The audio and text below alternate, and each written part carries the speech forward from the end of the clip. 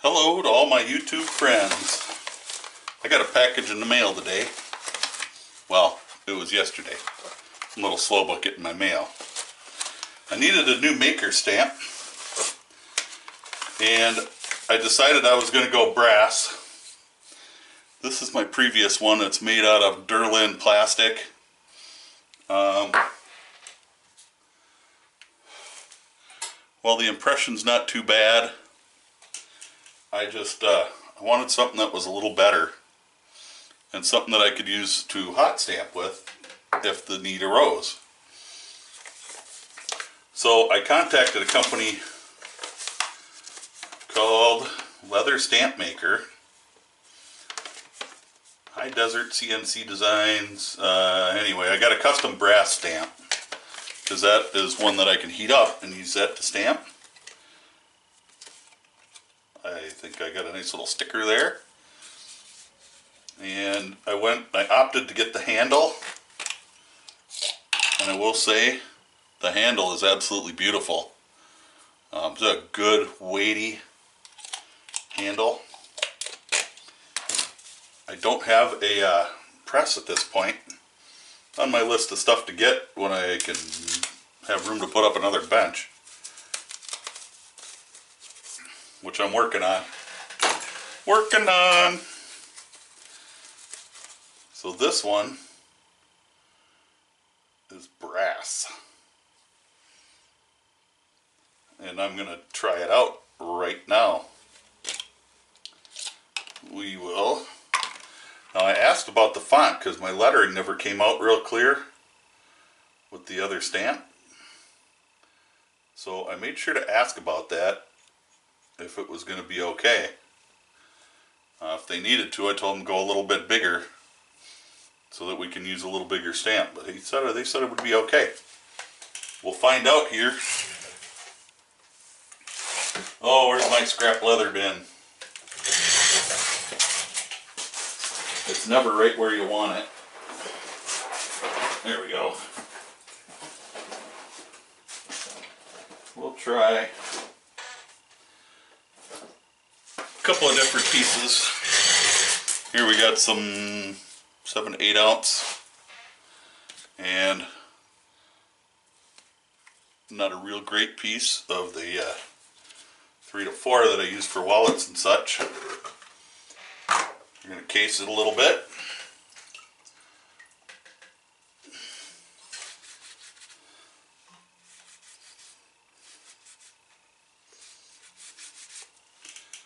Let it dry up a little bit for a minute or two.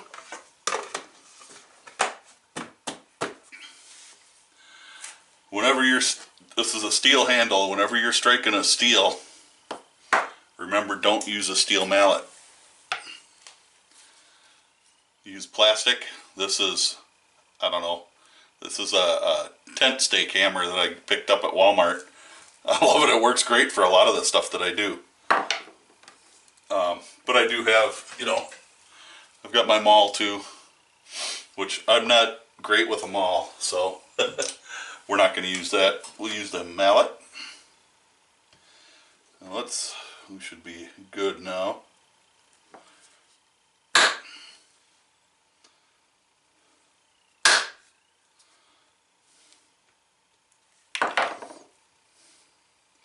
I have to Loctite that handle in there.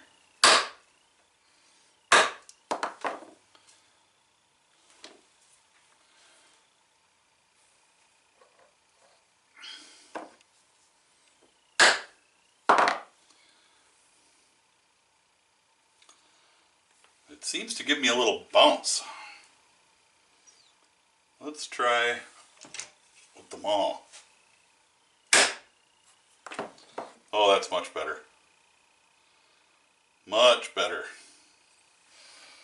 The bottom one gave me bounce with my plastic hammer, but the maul did a really nice one. Very nice. I like that.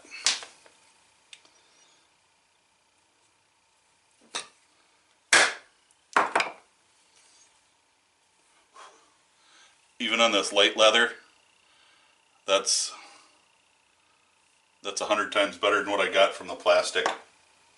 Where did I set that thing?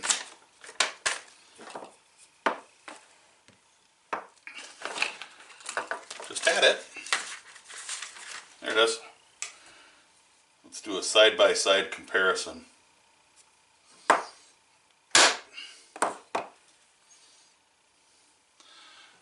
The plastic one, see, it's real light down at the bottom where the lettering is, and then it's real heavy at the top of the head. So the brass one is right next to it there. Much nicer stamp. So I gotta say, the Derlin one did really well for what I needed it for. But I am excited to have a new brass stamp for it. With the handle, including the handle, I think it was 60 bucks. So it wasn't even that expensive.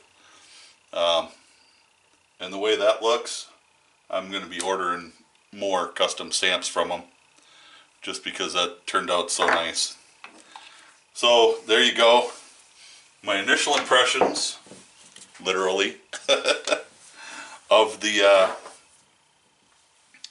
brass stamp from leatherstampmaker@gmail.com is their email address. High Desert CNC Designs is where it's shipped from. So, if you're in need of a brass stamp, I think I could recommend them. It's very nice. It works perfect. I have yet to try it for hot stamping because I haven't got the adapter for my heating iron.